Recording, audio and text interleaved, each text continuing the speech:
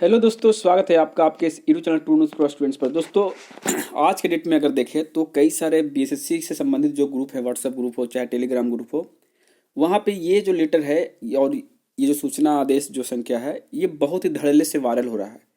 तो आखिरकार इसमें है क्या दोस्तों? तो आइए इसको हम लोग जानते हैं और क्या इसका नेगेटिव इफेक्ट पड़ता है कैंडिडेट के ऊपर, वो भी मैं आपको इस वीडियो में बता दूंगा। दोस्तों, ये देख सकते हैं कि प्रेषक श्री राजेंद्र राम सरकार के अपर सचिव हैं और इन्होंने सेवा में जितने भी आयोग हैं, भर्ती आयोग हैं, उन सभी को ये लेटर लिखा है, जिसमें बिहार कर्मचारी चयन आयोग भी इसमें शामिल है। अब ये लेटर क्या है दोस्तों और क्यों इसको वायरल किया है, देख सकते हैं यहाँ पे सचिव कर्मचारी चयन आयोग पटना लिखा हुआ है। तो ये विषय क्या है कि अन्य पिछड़े वर्गों यानी ओबीसी के आरक्षण के दायरे से सामाजिक रूप से उन्नत व्यक्ति या वर्गों को जो है बाहर रखने के लिए आय के मापदंडों का संशोधन किया गया है। ये 2017 का ही है, लेकिन पता नहीं अभी क्यों वायरल हो रहा है। तो इसमें दोस्तों क्या लिखा हुआ है, इसको हम लोग पहले एक बार थोड़ा सा शॉर्ट में पढ़ लेते हैं, उसके बाद हम लोग चर्चा करेंगे। ठीक है। निर्देशानुसार उपयुक्त विषय के संबंध में कहना है कि विभागीय प्राप्तांक 154 दिनांक 28/7/2000 द्वारा निर्देशित किया जा चुका है कि जब तक क्रीमी लेयर को राज्य सरकार की सेवाओं में आरक्षण की सुविधा से अलग रखने के लिए राज्य सरकार द्वारा नए निर्देश जारी नहीं किए जाते हैं, तब तक इस संबंध में भारत सरकार द्वारा समय समय पर निर्गत निर्देश का अनुपालन राज्य सरकार की सेवाओं में आरक्षण के संबंध में किया जाएगा। तदालोक में विभागीय प्राप्तांक कितना 17/7/2013 द्वारा आय संपत्ति का निर्धारण 6 लाख निर्धारित किया गया। तो दोस्तों, यहाँ पे बताया यही गया है कि जो भी बिहार सरकार आपको नौकरियां देती है जिसमें ओबीसी का आरक्षण की अगर जब भी चर्चा हो तो वो सेंट्रल गवर्नमेंट के अनुसार ही चलेगी, जब तक कि उनको नया निर्देश नहीं दिया जाता है। तो 2013 तक का रूल यही था दोस्तों कि 6 लाख रुपये की सालाना इनकम अगर आपके घरेलू इनकम जो है और या फिर उससे कम है तो आपको क्रीमी लेयर रहित माना जाएगा और आप आरक्षण का लाभ ले सकते हैं। ठीक है। और भारत सरकार कार्मिक लोक शिकायत तथा पेंशन मंत्रालय, कार्मिक और प्रशिक्षण विभाग, नई दिल्ली इतना प्राप्तांक संख्या जो है सितंबर 13 2017 द्वारा आय संपत्ति निर्धारण को संशोधित करते हुए 6 लाख से बढ़ाकर 8 लाख किया गया है, जिसे राज्य में लागू करने का निर्णय राज्य सरकार ने लिया है। अतः भारत सरकार के उक्त पत्र की छायाप्रति संलग्न करते हुए अनुरोध है कि कृपया तदनुसार अग्रतर कार्रवाई सुनिश्चित की जाए एवं अपने अधीनस्थ पदाधिकारियों को भी अवगत कराने की कृपा की जाए। यानी यहाँ पे यही बताया गया दोस्तों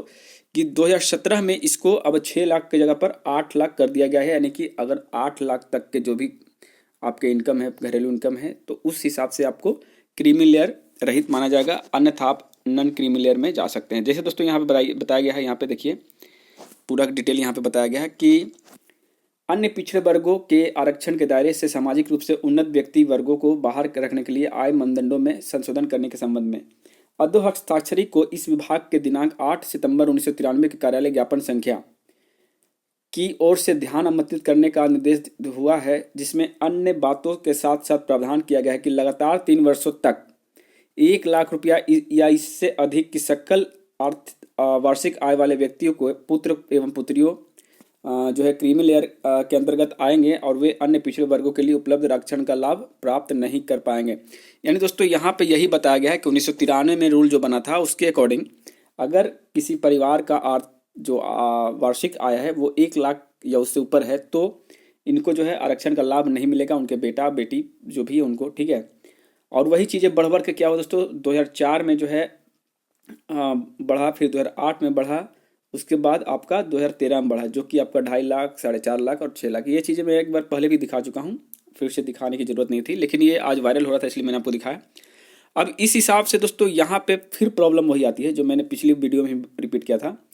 और बताया था कि देखिए ये 2013 में 6 लाख थी और 2022 से भी लगभग चल रहा है, 17 से 22 हो गया है और ये 17 से ही आपको लागू है दोस्तों कितना, तो 8 लाख रुपया। चूँकि ये तो 3-3 साल में इसको बदलना चाहिए था और इस पर सभी जो है जोर भी लगाते हैं, विभागीय जो भी आदेश है जो उसके हिसाब से, और इसको जल्द से जल्द बढ़ाने की भी मांग कर रही है। यानी कि अब तक इसको 8 लाख की जगह पे 10 लाख हो गया होता, लेकिन अभी तक नहीं हुई कार्रवाई। तो ये सेंट्रल की बात है, खैर उनकी बात अलग हो। लेकिन 13 से जो अभी तक के वर्तमान की बात करें दोस्तों, यहाँ पे जो ओबीसी का आरक्षण प्राप्त करने वाले कैंडिडेट हैं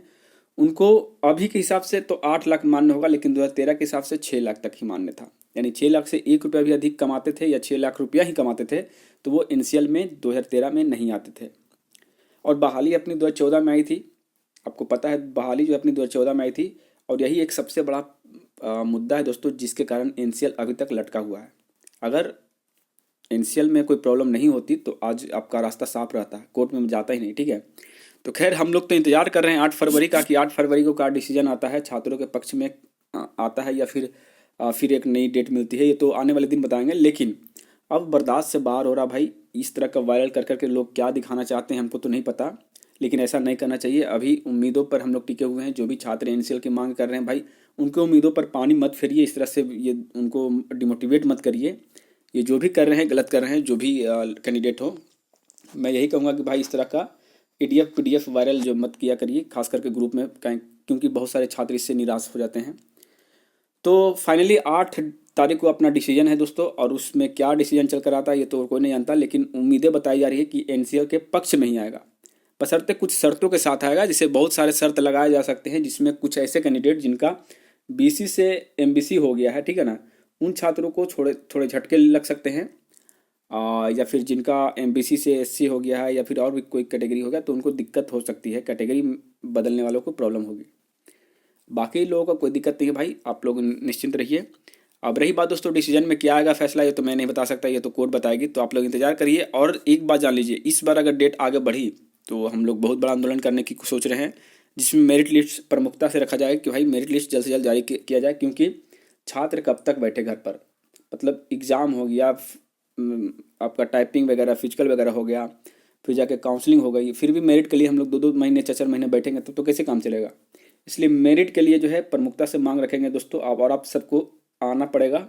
बगैर आए आप सबके ये काम नहीं होने वाला है, ठीक है। वैसे 15 तारीख तक बताया गया है, डेडलाइन तो 15 ही रखा गया, लेकिन अखबार की बातों पे हम लोग को भरोसा नहीं है, इसलिए पहले ये 8 तारीख पार हो जाने दीजिए। चलिए दोस्तों, फिर मिलेंगे नए वीडियो में अपडेट के साथ। जय हिंद, जय भारत।